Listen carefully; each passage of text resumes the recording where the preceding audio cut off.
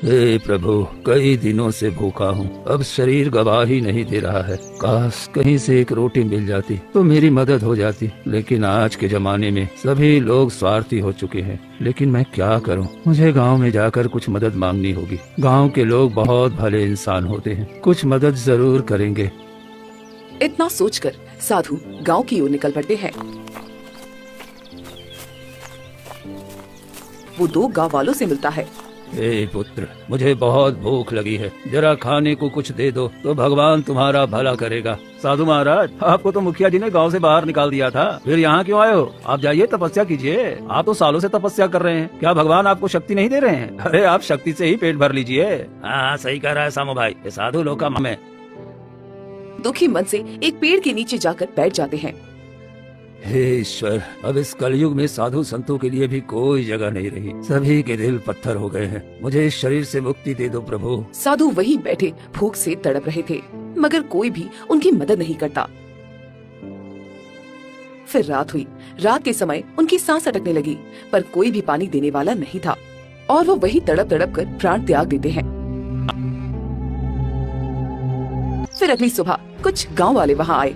अरे ये साधु तो मर गया, अब क्या होगा? अरे हाँ भाई, अब इसे कौन दफनाएगा? इसे छूना भी पाप है। चलो हमें क्या, हम यहाँ से चलते हैं, हमें इससे क्या मतलब। तभी गांव का एक गरीब आदमी मोहन आता है। हे भगवान, ये तो साधु महाराज हैं। गांव वालों के दिल कितने पत्थर के हो गए हैं, किसी ने इनकी अंतिम विदाई भी नहीं की। साधु महाराज, मैं आपका संस्कार करूंगा। अरे ये मोहना पगला गया है क्या? इस सड़े गले साधु का अंतिम संस्कार करने जा रहा है, लगता है इसका दिमाग खराब हो गया है। अरे जाने दे, ये भी गरीब साधु भी गरीब, क्या पता इन दोनों का किसी जन्म से रिश्ता रहा होगा।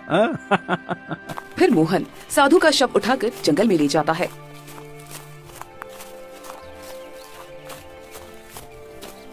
और एक गड्ढा खोदता है और साधु महात्मा को वहाँ दफना देता है। हे साधु महाराज, यदि हमसे कोई गलती हुई हो तो क्षमा कर दीजिएगा, अपना आशीर्वाद बनाए रखिए और गांव वालों को भी माफ कर दीजिएगा। मैं पूरे गांव वालों की तरफ से क्षमा मांगता हूँ। फिर मोहन घर लौट आता है। ऐसे ही धीरे धीरे समय बीतता जाता है और एक दिन मोहन के पिता की तबीयत खराब हो जाती है। मोहन बेटा और लखन, लगता है कि अब मैं नहीं बचूंगा। अरे मेरे जाने के बाद तुम लोग मिलकर रहना, क्योंकि एकता में बल होता है। इतना कहकर उनकी मृत्यु हो जाती है। सभी लोग दुखी मन से अपने पिता का अंतिम संस्कार करते हैं।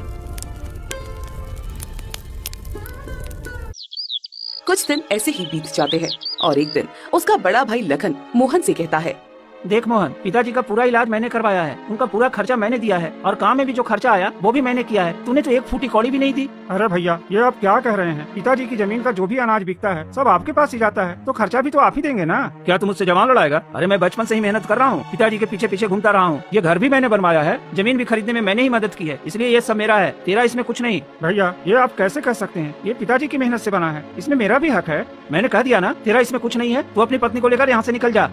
इतने में मोहन की पत्नी सुनीता आ जाती है। भैया, आप ये क्या कह रहे हैं? हम दोनों कहाँ जाएंगे? ये तो बाबूजी का बनाया हुआ घर है, इसमें हमारा भी हिस्सा है। आप हमें ऐसे घर से नहीं निकाल सकते। देख सुनीता, तू अपने नालायक पति के साथ कुछ भी कर, मुझे फर्क नहीं पड़ता। ये घर अब मेरा है और यहाँ सिर्फ मेरा हुक्म चलेगा। चलो निकलो यहाँ से। तभी लखन की पत्नी महिमा भी आ जाती है।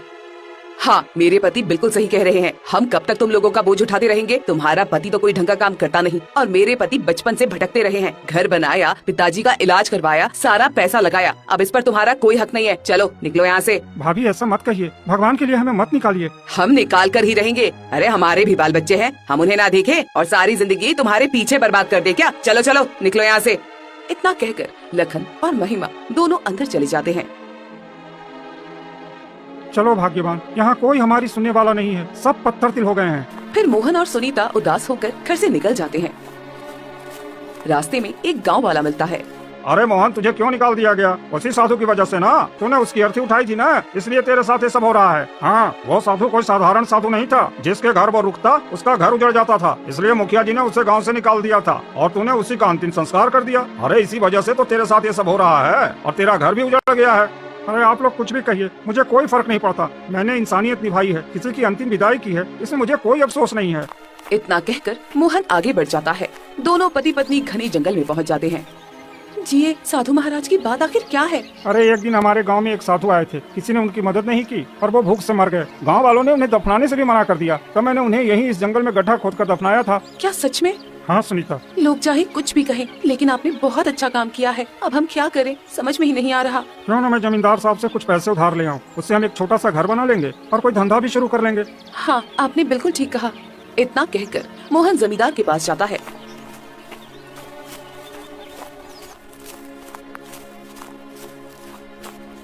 जमींदार साहब, मुझे कुछ पैसे उधार दे दीजिए। मुझे अपने लिए एक छोटा सा घर बनाना है। मैं कुछ दिन में आपके पैसे लौटा दूंगा। अरे तू तो लखन का भाई है ना? जी हाँ, मैं लखन का भाई हूँ। उन्होंने मुझे घर से निकाल दिया है। अरे तुझे तो तेरे भाई ने घर से निकाल दिया, फिर मैं भला तुझे पैसे क्यों दूं? और तू मेरा पैसा कैसे चुकाएगा? मैं तुझ जैसे भिखारी को पैसे नहीं देता। चल भाग यहाँ से। जमींदार साहब ऐसा मत करिए, कुछ तो रहम करिए। मैं आपके पैसे चुका दूंगा। मैं जानता हूँ तू कैसे चुकाएगा। अगर मैं तुझ जैसे भिखारी को पैसे देने लगूँ ना, तो एक दिन मुझे खुद भीख मांगनी पड़ेगी। चल चल चल भाग यहाँ से। कोई धर्मशाला नहीं है यहाँ जहाँ हर किसी को दान बांटता फिरूं।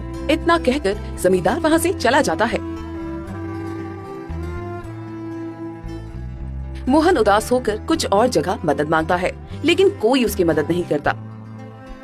थक हार कर वो अपनी पत्नी सुनीता के पास लौटता है। क्या हुआ जी, किसी ने हमारी मदद की? नहीं भाग्यवान, कोई भी मदद करने को तैयार नहीं है। अब हम क्या करें? देखिए, अगर हमें घर चाहिए तो खुद ही बनाना पड़ेगा। क्यों ना हम लकड़ी काट कर एक छोटी सी झोपड़ी बना ले।